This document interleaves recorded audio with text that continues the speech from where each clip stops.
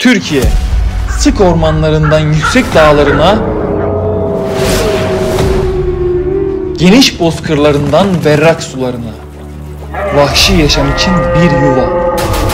Her köşesinde farklı bir hikaye, gizli bir hazine. Geçtiğimiz bölümde 81 il Yaban Hayat Challenge kapsamında Antalya'nın vahşi doğasını keşfederek denizdeki karettalardan yüksek dağlardaki boz ayılara kadar heyecan dolu bir serüvene sizleri tanık ettik. Şimdi ise ikinci durak Bolu. Bolu'nun dağlarına, doğasına doğru bir yolculuk yapacağız. Burada yaşayan hayvanları görüntüleyerek sizlerle paylaşacağız. Kocaoğlan diye tabir ettiğimiz ayı var. Bak. Başımın ucundan akbaba bize böyle eşlik ediyor.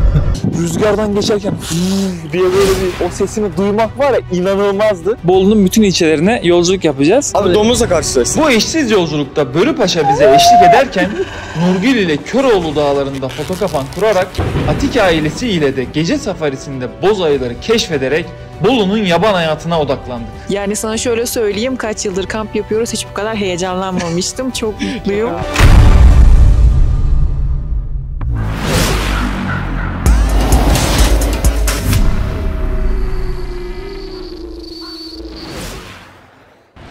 Arkadaşlar herkese merhaba, YouTube kanalımıza hoş geldiniz. Bolu'dayız. 81 il Yaban Hayat Challenge'in yeni bölümünü çekmek için Bolu'nun dağlarına, doğasına doğru bir yolculuk yapacağız. Ve bu yolculuğun sonunda ayıları, kurtları, burada yaşayan hayvanları görüntüleyerek sizlerle paylaşacağız. Ama ondan önce Antalya'da olduğu gibi şu anda şehir merkezindeyiz. Şehir merkezinde burada yaşayan insanlara, sonrasında ise Bolu'nun farklı ilçelerindeki farklı insanlara buranın yaban hayatı hakkında neler biliyor bunları soracağız. Sorduktan sonra da yolumuza devam ederek buranın yaban hayatını sizlere göstermeye çalışacağız. Şöyle başlayalım sormaya.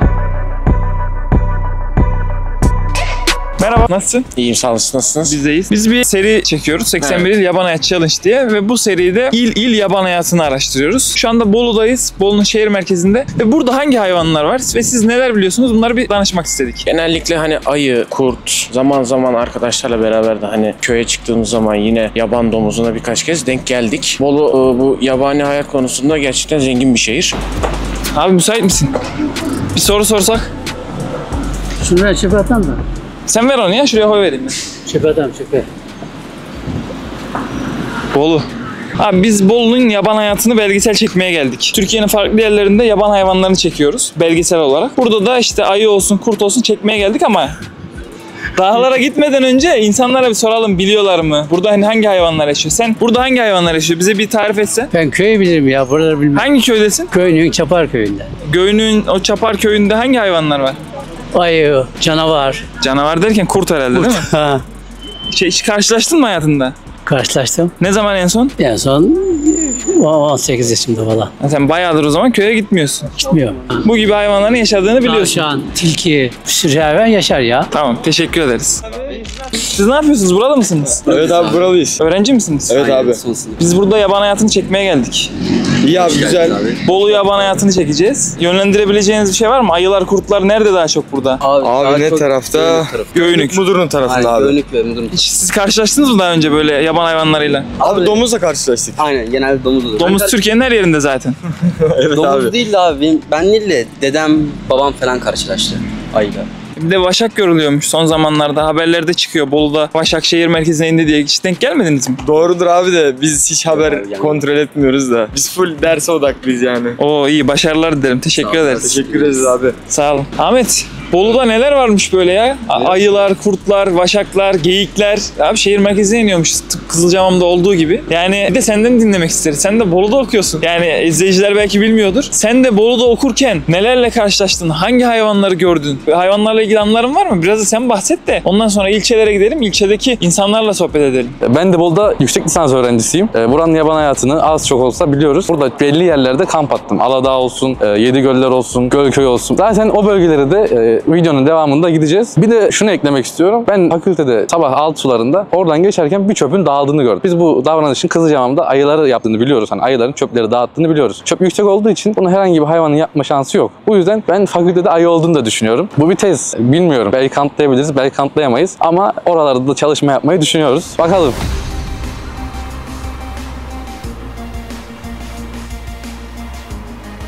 Gerede'deyiz ve Bolu'nun yaban hayatında Gerede'de abimle birlikteyim. Abi ben seni Bolu'da zaten takdirle de takip ediyorum. Bu sefer biz Bolu'ya yaban hayatını çekmeye geldik. Buralarda en çok hangi hayvanlarla karşılaşabiliriz? Sen burada yaşayan bir insan olarak bize neler söyleyebilirsin? Şimdi Doğanay'cığım takdir edersin ki zaten Türkiye'nin genelinde olduğu gibi bölgede en çok rastlanan yaban hayvanı domuz. Ama akabinde ne geliyor dersen akabinde de bizim koca olan diye tabir ettiğimiz ayı geliyor. Tabii insanlar karşılaşmak istemiyorlar ama maalesef ki bu ara son 5 yıldır popülasyonu ciddi anlamda arttı. Öyle söyleyeyim. İnsanlar korktuğu için de maalesef diyorum. Yoksa muhakkak ki sayıların artmasına seviniyoruz yani. Onun dışında tilki, işte geyik çıkıyor. Yine karaca, ceylan, tavşan, keklik mesela bu sene çok denk geldi. Burası bizim Kızılcahamam'a da yakınlığı sebebiyle biraz da benzer hayvanlar var. Evet. Hemen hemen ayı, kurt, vaşak, tilki, çıkıyor. tavşan, geyik, karaca sanırım neredeyse hemen hemen aynı. Bir de burada şöyle bir şey de var. Yol boyu gelirken ben fark ettim. Her ağacın tepesinde, her elektrik direğinin tepesinde bir yırtıcı kuş var. Yani sadece aslında ayı, kurt değil.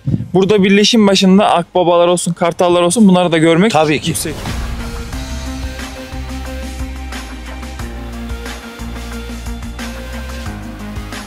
Geride de Sadık abimle birlikteyiz. Sadık abimi sizler zaten burada yaptığımız geçen seneki kış kamplarından tanıyor olmanız lazım. Biz 2 kere burada batma tehlikesi ve donma tehlikesi geçirdik. Sağ olsun bizi kurtarmıştı. Merhaba. Aramıza. Önce siz hoş geldiniz. Hoş Şirin bulduk. ilçemiz Gerede'ye. Memnun olduk sizi ilçemizde görmekten. Gerede'mizde Arkut Dağı'na seyahatlerimiz oluyor zaman zaman. Gezi amaç seyahatlerimiz oluyor. Bu seyahatlerimizde rastladığımız hayvanlar oluyor. Daha çok yaban domuzuna rastlıyoruz. Kurt, ayı yaşıyor bildiğim kadarıyla. Abicim çok teşekkür ederiz Biz tekrardan. teşekkür ederiz. Ayağınıza sağlık. Her Biz zaman şimdi bekleriz. artık Geride'den başlayıp Bolu'nun farklı noktalarında farklı hayvanları görüntülemek için yola çıkıyoruz. Ahmet gidelim mi? Başlayalım hadi. Hadi gidelim.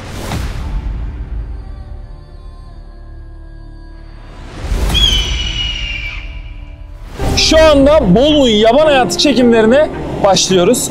Arkadaşlar Bolu'nun Dörtdivan ilçesine doğru yola çıktık. Ve Dörtdivan asfaltın kenarında, ağaçların tepesinde, direk tellerinin üstünde yırtıcı kuşların görülmesiyle ön plana çıkan bir yer gerçekten. Ve arkadaşlar burada yaban hayatını yırtıcı kuşlardan ayılara, ayılardan geyiklere kadar tam anlamıyla görüntülemeye çalışacağız. O yüzden Dörtdivan'da başlayacağız evet ama Köroğlu dağlarından tutun Mengen'e kadar, Mengen'den tutun Göynük'e, Göynük'ten tutun Aladağlar'a kadar Bolu'da ziyaret etmediğimiz yer kalmayacak. Hem gece hem de gündüz çok güzel görüntüler almaya çalışacağız. Macera başlıyor.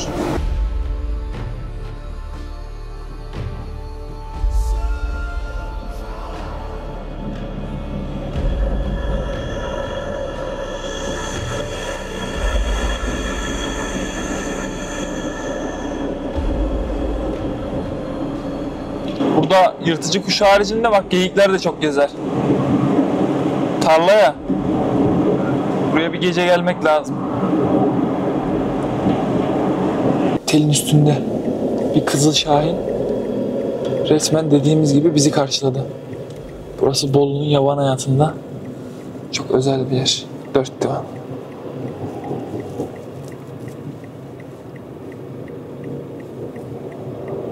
Bu kızıl şahinler böyle elektrik tellerinin üstünde, ağaçların üstünde bekleyerek aslında fareler, işte tarla farelerini, yola çıkan böcekleri falan avlamaya geliyorlar. Bazen yılan, kurbağa da bunların diyetleri arasında yer alabiliyor. Çok güzel. Konacak oraya, kondu. Bizle oyun oynuyor. Direkten direğe gidiyor. Dur ya. Sola doğru gel. Tamam dur. Babalar her yerde. Şunu çekmem lazım kocaman. Abi böyle bir şey yok. Of tepemde.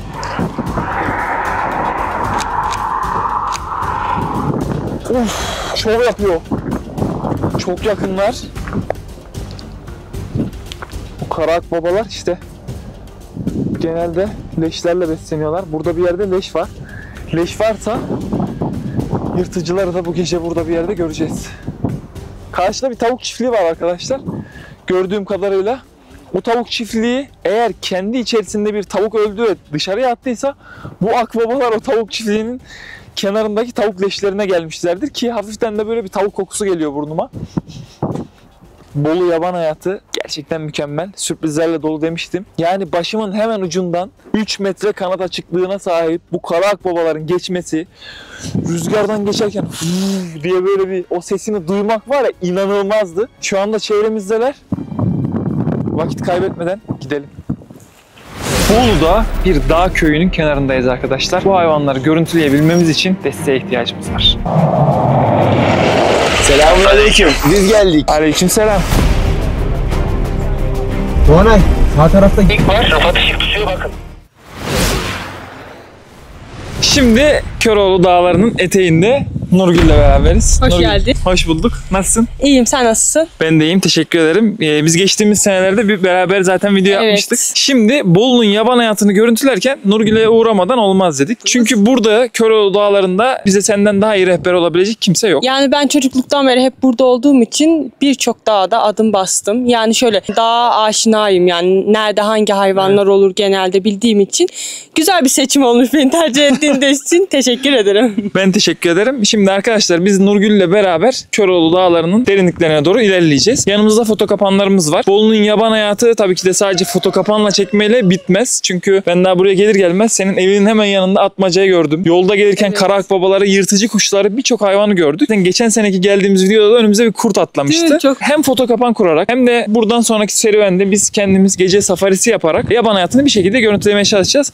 Bu arada bir sürprizimiz var arabada. Yaban hayatını sürerken yanımızda börü de olacak. Bakalım, ben de merak ettim aslında, acaba ya ormanda kaybolursa? Kaybolmaz. Şimdi bak Emin görürsün. misin? Tamam. Börü bizi asla bırakmaz. Sen de zaten buna canlı olarak şahit olursun. Bırakırsa zaten tarihe geçer. Bolu yaban hayatı biter. Farklı bir maceraya atılırız yani. Buluruz ya, onu hemen buluruz ormanda. Bu arada senin evlat da çok güzelmiş yani. Ahmet, bir gösterelim. Şunun tatlılığa, güzelliğe baksana. Kiraz kızımız. Kiraz değil mi? Evet. Çok tatlı. Gerçekten hani böyle güzelini bulmak zor. Sana da böyle buralarda böyle bir şey lazım. Zaten bizi karşıladılar. İlk geldiğimizde arkadaşlar arabayı görür görmez börüye hav hav hav hav hav. Yani durdurak bilmiyorlar.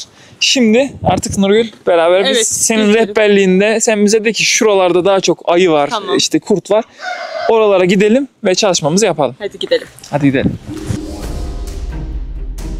Şu anda Köroğlu Dağları'nda Bolu'nun yaban hayatını görüntülemek için Nurgül'le beraber ilerliyoruz. Bu ormanlar ayıların, kurtların, geyiklerin, vaşakların ve nicelerinin cirit attığı yerler ve biz de onların peşinde bugün ilerliyoruz. Bura mıydı Nurgül? Bir beraber gittiğimizde önümüze ayı çıkıp da çekememiştik ya, hatırlıyor musun? Yukarıda işte yine o tarafa geçeceğiz. Vallahi yani onu hiç unutamıyorum. Ayıyı birebir gördük ama görüntüleyememiştik. Evet, çok hazırlıksız yakalandık ya, birden yolda giderken karşılaşınca. Ama onlar farklı bir ayıydı ya, siyah Güzeller. bir ayıydı. Sol sağ. Aşağıya değil. Artık senin hakim olduğun yerlerdeyiz. Ben burada çok fazla aktif olamayacağım. Sen bizi yönlendirirsin. Böyle bakalım, koklasın etrafı. Belki bir kokunun izinde gider, bizi peşinde yürütür. Olabilir. Ama buralarda zaten çok fazla ayı ve domuz oluyor. Kurt da çok fazla oluyor. Belki yine geçenki gibi karşılaşabiliriz. İnşallah karşılaşırız. Anlık. Ben çok heyecanlıyım. Bu arada börü içinde arkadaşlar şöyle bir ekipman aldık. Börünün sırtına bir kamera yerleştireceğiz. Çünkü herhangi bir kokunun peşine gittiği zaman bizden ayrılabiliyor ve bizden ayrıldıktan sonra nerede ne kokusuna gitti, hangi hayvanı gördü, bizim bunu görebilmemiz için bu kamera gerekliydi. Bu arada Nurgül de ilk kez börüyle şu anda tanışacak, karşılaşacak. Şuraya açsam atlar mı kendi? Ne diyorsunuz? Gel hadi, gel, yormayın sen. Atla.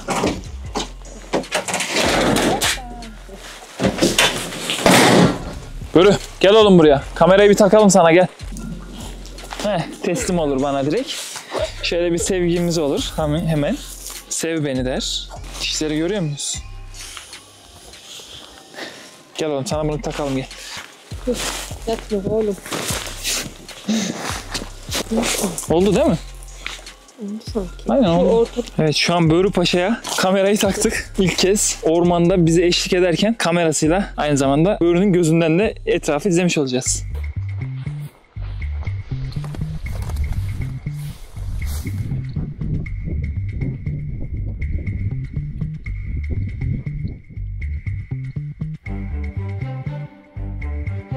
Buralar herhalde çok kullanılmayan yollar. Evet, eski yayla yolları. Bu yaylada artık kimse yaşamıyor. Yani yaylaya da göç etmiyorlar. O yüzden Bayağı eski bir yol. Burada işte genelde ayılar bu tip yolları tercih eder. Ki şu otlar da ezilmiş. Böyle bir koku aldı bak. Oğlum. Aynı zamanda burada bunlar böğürtlen değil mi? Evet, böğürtlen. Böğürtlenler hemen alt tarafta bir akarsu. Aynı zamanda da ormanın ortasında bir patika. Böğürtlenler var burada ama artık bitmek üzere yani. Ayıların çok gezdiği bir yol diye düşünüyorum. Yarısını ayılar, yarısını böğürtlen toplamaya gelen insanlar. Evet, evet. Şu böğürtlen gözüme çarptı. Bak böğürtleni görüyor musun? İşte bu böğürtlenler buraya gelen ayıların en sevdiği besinler arasında yer alıyor. Nurgül de bizi öyle yere getirdi ki yani ben bazen ormana, dağlık alana geldiğimde burada kesin ayı vardır diyorum. Burası da o dediğim yerlerden bir tanesi. Bence de vardır. Çünkü insanın da çok gelmediği için ayıların tamamen kendi evi gibi olduğunu düşünüyorum buraların.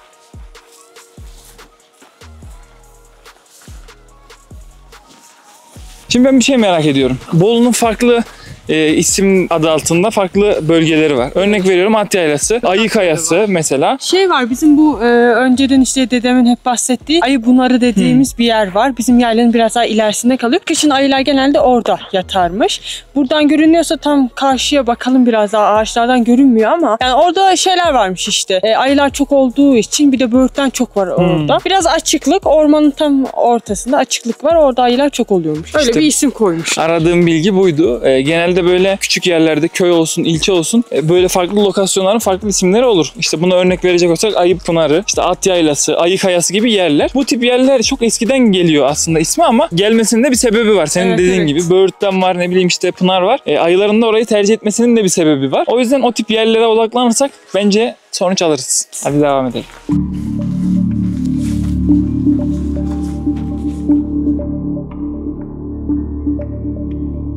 Bir saniye, çok büyük tehlike var. Keneyi çek. Evet, keneyi görüyorsunuz. Dur. Dur, keneyi atmam lazım ondan sonra. Attım keneyi.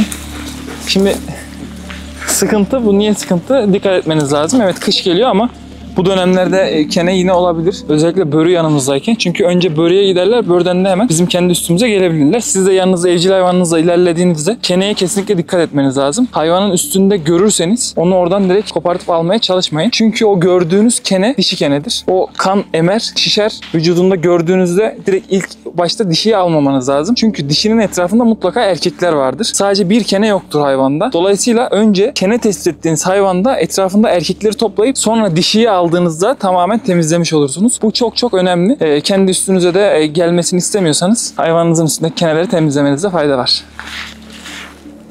Devam edelim. Nurgül, sizin topraklar da verimliymiş, dağlar. Evet. Kuşburnu desem var, böğürtlen desem var. Buralarda çok oluyor. Bu yer kuşburnusu. Bunu çok toplamazlar ama. Daha çok ayılar yiyor bunu o Evet, zaman. yabani hayvanları. Ben ayı olsam burada yaşardım. Böğürtlen var, kuşburnu var. Ot da bol. Ot da bol. Buraya bir yere kapan çalışması yaptığımızda kesin çekeceğiz. Ben inanıyorum. Ben de inanıyorum ya. Ama son videoda seninle biz iddialaşmıştık. Manda kılı mı, ayı kılı mı diye. Evet. Bakalım ama burada hemfikiriz. Ayı çıkacak Bence mutlaka. de çıkacak. Ay benim köpüşler de böyle yapıyor bana.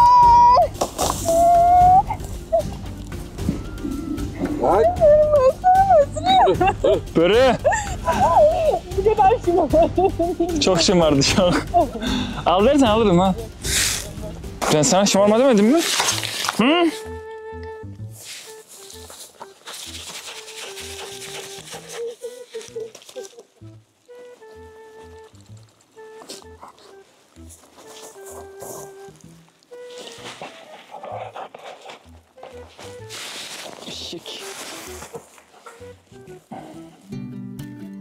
Demek buralarda ayılar kurtlarla beraber Çobanlık yaptım. zaman geçiriyorsun. Aynen. Bu karşıda Köroğlu Dağı'nın uçları görünüyor. Kayalıklar, büyük kayalıklar. Orada gün batımı şahane oluyor. Bir kere çıktım ben oraya. Yani o bak bulutların geçişi, rüzgarın o ağaçları sallaması, uğultu sesi falan, o atmosferi yaşamak gerçekten mükemmel. Şimdi hemen şu köşede bir ağaç belirledik. O ağaca foto kafanımızı yerleştireceğiz. Umarım görüntü alırız. Bence alırız. Bakalım. Nurgül de umutlu, ben de umutluyum bu sefer.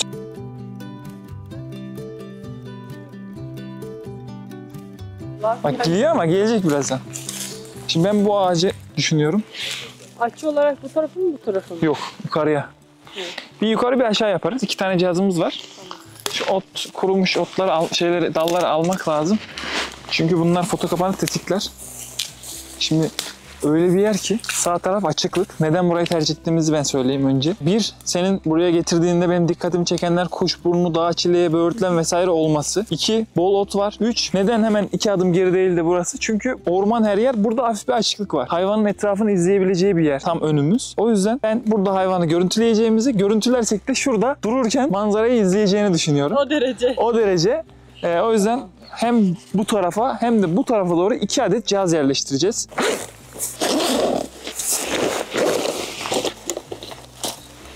Cihazımız hazır.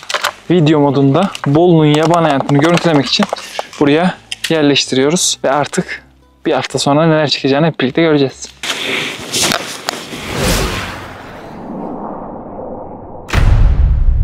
Şu anda saat 12.30 ve Bolu'da bir dağ köyünün kenarındayız arkadaşlar. Burada ormanın derinliklerine dalarak ayıları, kurtları, vaşakları, hangi yaban hayvanı varsa görüntülemeye çalışacağız. Ahmet'le ikimiziz. Çok güzel bir şekilde görüntüleyeceğimize inanıyorum. Göreceğimize inanıyorum ama arkadaşlar bu hayvanları görüntüleyebilmemiz için desteğe ihtiyacımız var.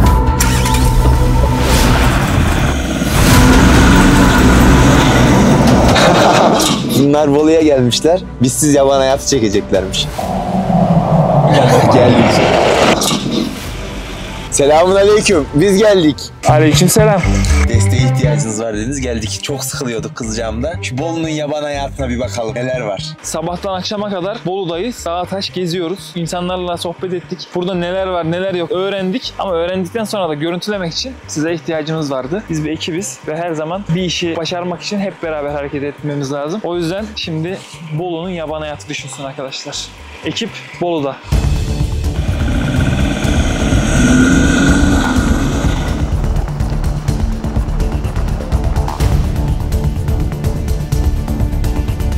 Hazır mısınız gençler? Biz hazırız. Siz hazır mısınız?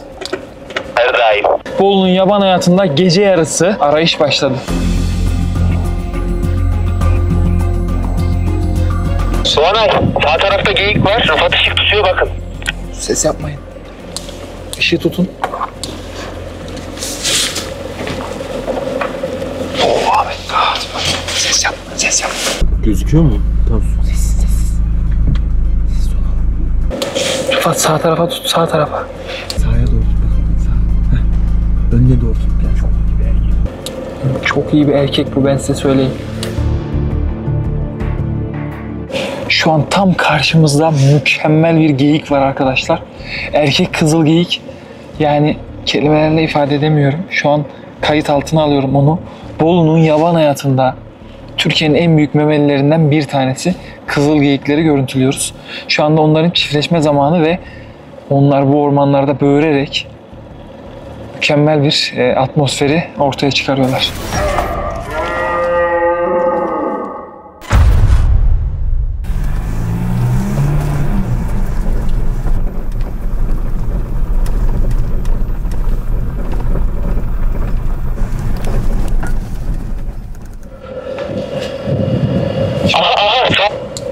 Ne oldu? Ne var? Görüyor musunuz? Ne var? Göremedik. Bak. Anlaşılmadı. Basıyor Rıfat sağda. Ne var sağda? Işığı tutun. Evet. Anlaşılmadı. Goril var. Goril. Aşkına yürü ya.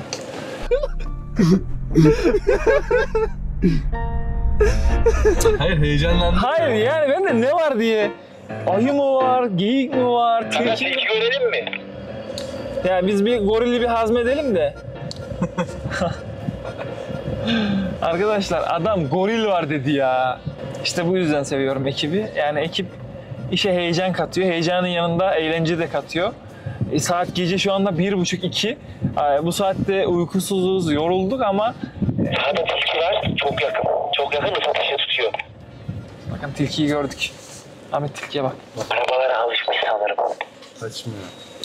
Abi bu biraz daha yanaş Ahmet. Görebiliyor musun? Rıfat ışığı bir tık küçült, azalt yani.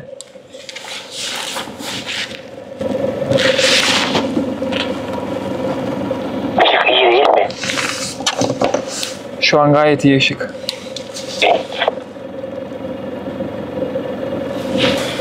Bu tilki benden kaçtı. Bu beni şey yapmadı, tınlamadı pek. Devam edelim.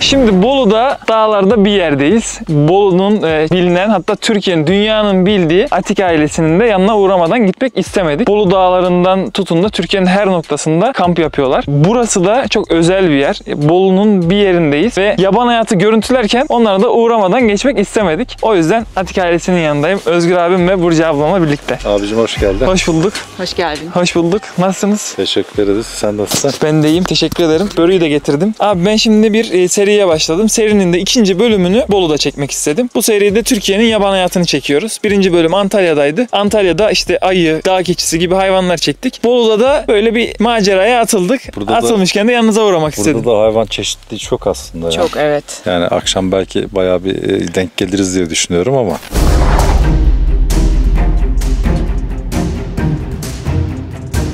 Ayıyı da görürsek. Tamam. Ben inanıyorum. Sizin yanınıza gelme sebeplerimden bir tanesi de bu. Zorlu şartlar deniyor. Evet, ama asıl zorlu şartlar yaban hayatıyla da iç içe yerlerde olduğunuzu gösterebilmek benim amacım. Kesinlikle. Burada biraz vakit geçirdikten sonra akşam sizi şöyle bir dağlara, vahşi doğaya... Ben seni gezdiririm. Evet.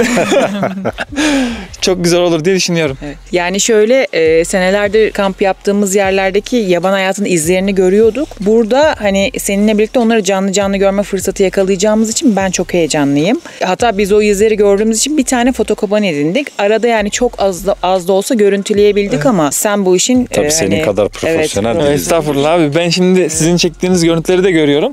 Bir çadırın o kış kampında vaşak geçmişti yanından. Evet. O mesela çok hoşuma gitmişti. Ben çünkü şöyle değerli buluyorum o görüntüleri. İlk başladığım zamanlarda bir vaşak çekebilmek için harcadığım günleri hatırladığımda sizin çektiğinizi gördüğümde çok seviniyorum o yüzden. Eyvallah. Çok da güzel. Teşekkür. Umarım bugün akşam da çok güzel bir şekilde gözlemleyebiliriz. Rast gelsin o zaman. Sana da hep birlikte.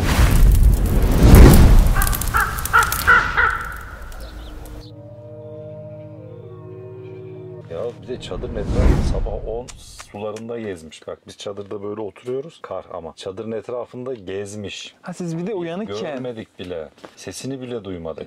Başak'ın bir lakabı var. Bilmiyorum, duydunuz mu daha önce? Hayalet. Ormanın hayaleti. Evet. Ormanın hayaleti lakabına uygun hareket etmiş bence. Kesinlikle. Yani ne çıtırtı ne patırtı hiçbir şey yok. Sonradan çıktık gibi, patileri büyük ya onun böyle. İşte yüzey alanı geniş olduğu için yastık gibi. Hiç ses çıkarmadan, yürüyerek, bir de batmadan yürümüş. Aynen. Yani ayıdan sonra gördüğümüz en büyük patiydi ama biz onu Özgür'le çok iri bir kurt geçmiş diye yorumladık. Bilmediğimiz için. Çadırımızın arka kapısına, yani bu çadırın arka kapısına 5 metre mesafeden geçmiş. Of. Ve bir gece önceden o izi görmedik. Taze izler yani. Sonra zaten hiç öyle bir şey beklemiyor. Özgür'e diyoruz, diyoruz kurt buradan geçmiş, böyle konuşuyorken kendi aramızda. Tabii biz Başak hiç aklımızın ucundan bile geçmiyor. Peki abi şimdi biz geyik sezonundayız. Geyik mevsimi, Eylül ayı. Zaten ben de size çok istiyorum göstermeyi. Geyiği göstermekten ziyade sesini dinlemenizi çok istiyorum. Bugün ayın 17'si. İnşallah denk geliriz. Hiç geyik sesi duydun mu abi? Televizyonda duydum. Böğürme gibi mi? Böyle bağırma gibi. Bağırma gibi işte yani. Ama geyik sesi mi o yani? Buraya kampa gelirken geyik gördük bu arada. Oo. Evet. Erkek miydi, dişi miydi? Dişiydi muhtemelen. Çok güzel. Demek ki burada çevrede de geyikler var. Dişi geyik böyle gayet güzel durdu, baktı, bakıştık. Ben Özgür öpücük attı gelsin diye. Çağrılır diye. Ama bayağı bir bakıştık onunla. Çok güzel. Ondan sonra yürüdü gitti. Abi ben şimdi size bir şey göstermek istiyorum. Gösterdim. Şimdi geyik sezonu yaklaştığı için bizim de heyecanımız artıyor. Biz her yıl Eylül ayını iple çekiyoruz. Geyikleri görebilmek. Hatta görmenin dışında o seslerini duyabilmek için. Sonra ben işte gün geçtikçe araştırmalar yaptım. Geyikleri nasıl görebiliriz? Çiftleşme zamanında aktif olduklarını öğrendim. Sonra çiftleşme zamanı olduğunda erkek geyiklerin böğürerek dişileri yanına çağırdığını anladım. Ve bu dönemde bu sesi taklit ettiğimizde erkek geyikler bizim yanımıza geliyor. Gelmese de cevap veriyorlar. O yüzden hani bu da manda boynuzundan yapılmış bir alet. Bunu ben devamlı gösteriyorum zaten videolarda falan. Sana da göstermek istedim. Nasıl çalınıyordu bu? Beraber bir deneyelim istersen. Önce ben bir deneyeyim. Sen bir dene abi. De yanlış da. Ne gülüyorsun?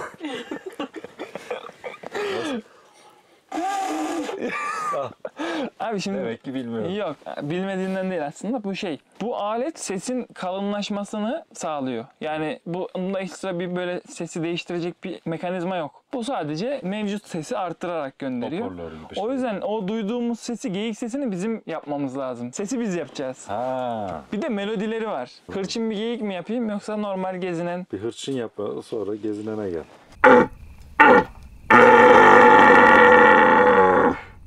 Ah bak bu oldu işte. Şimdi çadıra falan gelmesin. Çevrede varsa ve duyarsa cevap verebilir. Boğazı da mahveden bir şey bu arada. Sakin nasıl oluyor? Sakin normal.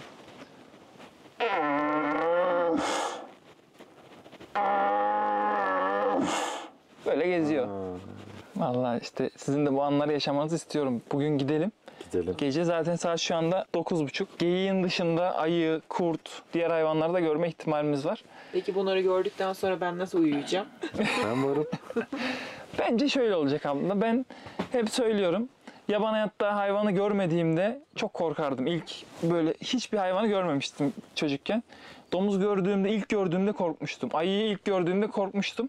Ta ki onları 3-5 kez gördüğümde onların bana zarar vermediğini görene kadar. Sonra sen mesela kampta bağışıklık kazanacaksın ilerleyen zamanda. Çok denk geldiğinde. Zarar vermeyecek çünkü. Zarar vermeyince de ayı mı gelmiş?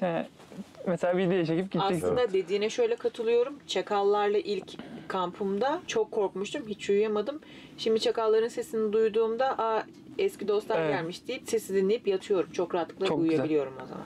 Darısı ayının başına. Şimdi Anadolu Parsı demişken sana bir şey armağan etmek istedim bu videoda. Hadi bakalım neymiş. Şöyle bir bıçak tasarladık abi. Biz Anadolu Parsı'nı görüntülediğimiz ana ithafen Türkiye'de ilk kez bir ekip tarafından görüntülendi, sen de biliyorsun. Evet. Biz onu görüntüledikten sonra bir de insanlara bir böyle iz bırakması amacıyla Anadolu'nun yaşayan mirasına ait bir bıçak ürettik. Çok güzel.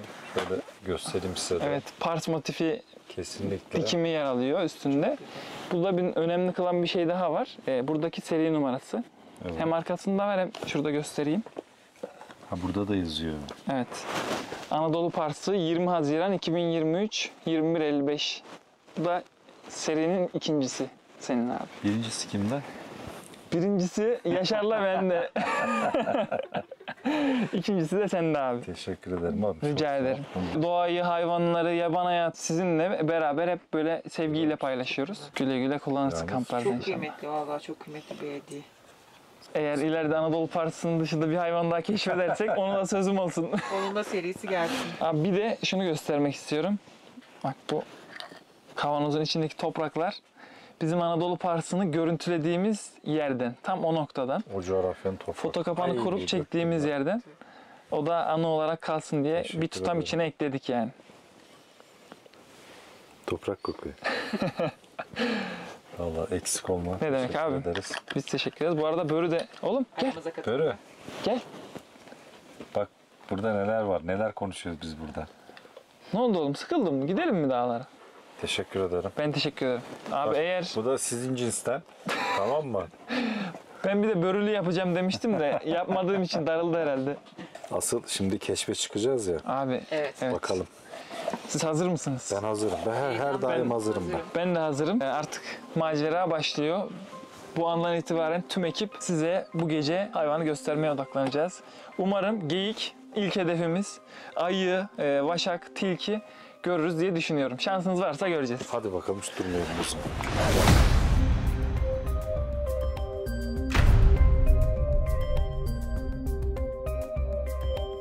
Hazır mıyız? Hazırız. O zaman başlayalım. Şu an geyik yerindeyiz Burcu abla. Geyik çıkma ihtimali fazla, domuz çok fazla, tilki fazla, tavşan fazla. Ama bunları gördükten sonra da ayı mekanına götüreceğim sizi. Hadi abi. Ben çok memnunum şu an. Yani senelerdir birlikte kamp yaptığım hayvanları gözümle göreceğim. Öyle. Evet. Yola çıkmadan bir bakmam lazım. Memelilerden bahsettik de abi kuşlardan bahsetmeyi unuttum ben size. Gece burada en çok baykuşlar da görülüyor. Baykuşlar da yola çıkan böcekleri, işte kurbağalar avlamaya geliyorlar. Küçük fareleri. Evet, küçük fareleri. Şimdi tam karşımızda bir baykuş var. Bu kulaklı orman baykuşu.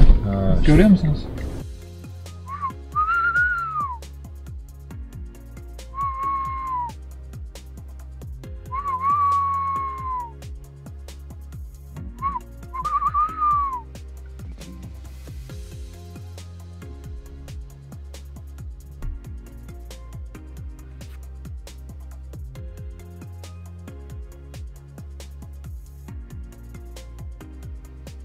Şimdi kulağımızı ormana verelim. O geyiklerin böğürmesini duyabiliriz. Duyduğumuz anda da o geyikleri size göstermek istiyorum. Hadi Bugün en çok geyik göstermek istiyorum ama ayı da görebiliriz. Hadi bakalım inşallah. Hadi bakalım.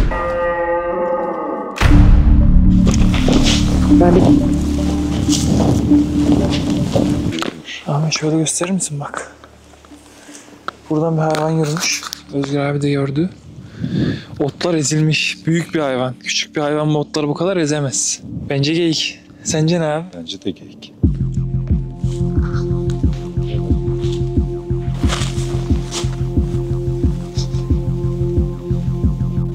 Koku geliyor yavaştan bak. Alabilirsiniz bence birazdan. Evet.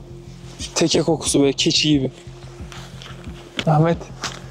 Öyle bir ormandayız ki Özgür abiyle. Az önce bir geyik gördük. Geyiğin arkasından şöyle bir yürüyelim dedik ama geyik gitti. Geyik gitti. Yakın mı şunu? Yak abi. Şöyle etrafı gösterelim. Ormanın içindeyiz şu an. Evet. Bayağı da sık burası. Geliyor. Ben uyuttum bu arada. Oluyor canım arada öyle şeyler. Aşk hayatımızı böyle canlı tutuyoruz. Çok iyiydi.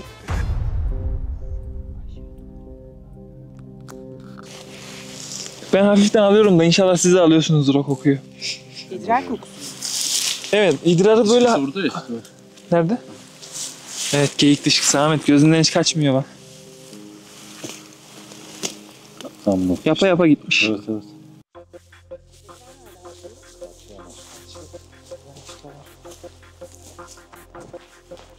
Abi işi sen al, tutabilir misin?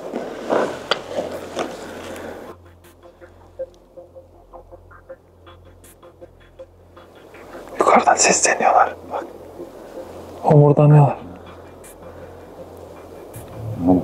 Tilki geçiyor yanlarına. Tilki mi geçti? Ha, şu ağacın arkasında mı? Bak gördün mü? Oo, domuzla tilki aynı yerde. Çektim ikisini. Çok iyi. Bak tilki yukarı çıktı. Hop gitti. Hem domuzu hem de domuzun yanında tilkiyi gördük abi. Çok şanslısınız bence. Evet. Geyiği uzaktan gördük. Pek bir şey olmadı ama bence geceye güzel başladık. Ayıyı da görürsek tam olacak. Tam olacak bence. Şu otların arası. Şuradan çıkacak sağdan. Çıktı bak. Tamam gidiyor. Gidiyor sağdan. Ne güzel ha. Sakin sakin takılıyor. Çok iyi ya. Vallahi.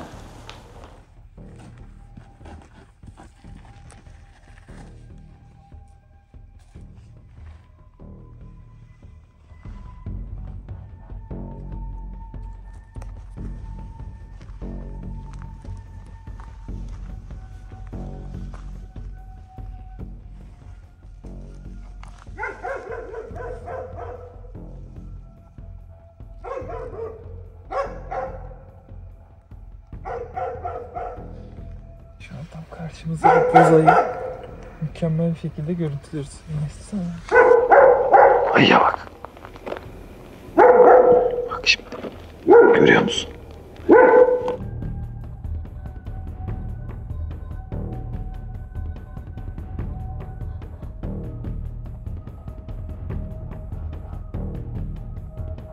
Kaçıyor.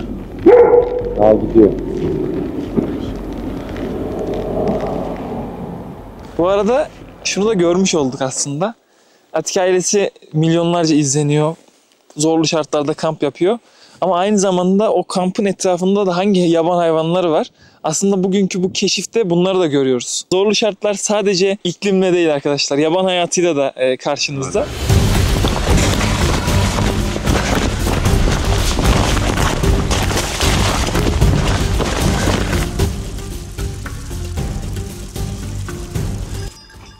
Kurduğumuz foto kapağını kontrole geldik. Hedefimiz ayıydı. Bakalım, ben merak ediyorum. Sen ne düşünüyorsun? Yani ben de ayı. Zaten sen çok alışkınsın. Her fotokapanda ayı gördüğün için. Yani ben kuruyorum, hiç denk gelemedim. Bakalım seninkiler denk gelmiş mi? İnşallah sana denk gelir. Senin de kapağın var dağlarda zaten. Evet, aldım ama hiçbir şey yakalamamışım. Bu arada Ahmet, çeker misin börüyü? Börü Bey de yine bizimle birlikte. Börü olmazsa dağlarda olmaz yani. Yatırıyor musun ya? Hadi gidelim. Hadi gidelim.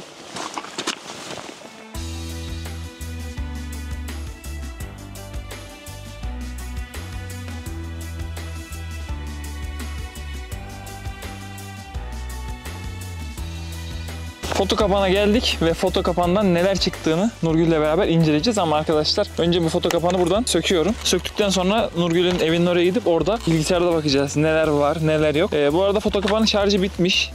Açıyorum, açılmıyor. Umarım burada bir şeyler çekmişizdir. Bu beni biraz çekindirmiyor değil. İnşallah dün falan bitmiştir ya. İnşallah. Bu arada buraya kesin hayvan gelmiş. Bir de börü çok fazla burada tedirgin oldu. Etrafı koklamaya başladı. Ayı olabilir, kurt olabilir, bir geyik olabilir. Kesin gelmiş. Ama ne geldi buradan göreceğiz veya göremeyeceğiz. Evet. Hadi bakalım. Hadi gidelim.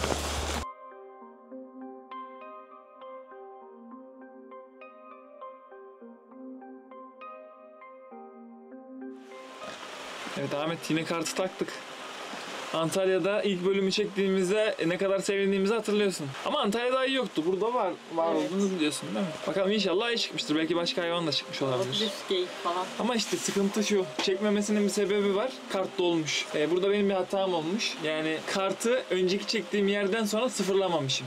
Orada bayağı dolmuş. O yüzden son ana kadar hep eski görüntüler var yani. Nereden baksam bir 5-6 görüntülük yer varmıştı. Onda da ne çekmiş bakacağım şimdi.